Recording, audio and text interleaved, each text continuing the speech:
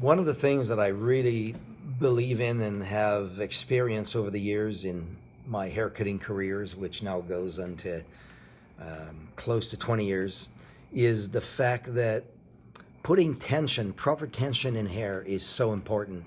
And tension is created in two ways, by the dampness of the hair from roots to ends, and also how the hair is held, how thick a section is being held in the fingers. Normally, when you take a client from the sink to the chair after shampooing and conditioning their hair, you end up with, after you towel dry a bit, you'll have 20% damp at the roots, 40-50% in mid shaft, and 90 to 100% on the very ends.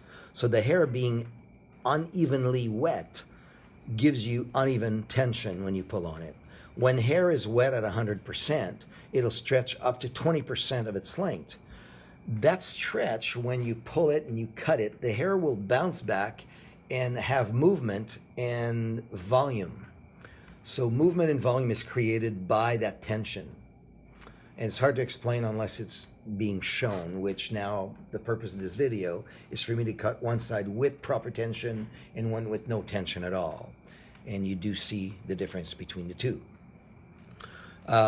So when we cut the hair, my goal is always to take small enough sections that I can saturate the hair fully 100% with water from roots to ends.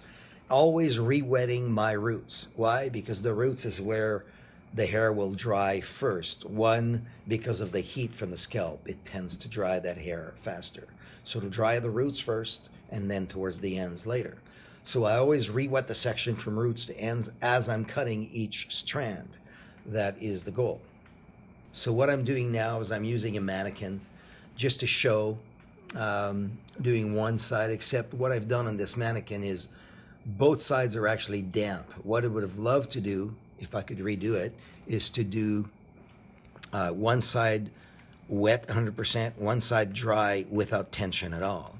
And how dry without tension give a more square, it gives you a more square, flat result. And the one with proper tension gives you a bouncy, full, more of a beveled shape to the wave that you create when you let the hair dry on its own. Let me also say that tension will show even though you dry the hair with absolutely no round brush, no styling lotion. The hair is just dried by itself. So it is quite the thing to see. A lot of people, they will say, I had a haircut once, it was a really good haircut, but they don't know why. And I'm gonna dare to say that I'm 95% sure that it was because that hairstylist used correct tension or was focused on his tension or her tension when they cut that hair. And that gives you a haircut that seems so easy to take care of. The hair has movement, has bounce, has volume, and it seems to fall into place more easily. So I think that really gives us what cutting with tension can do for your hair.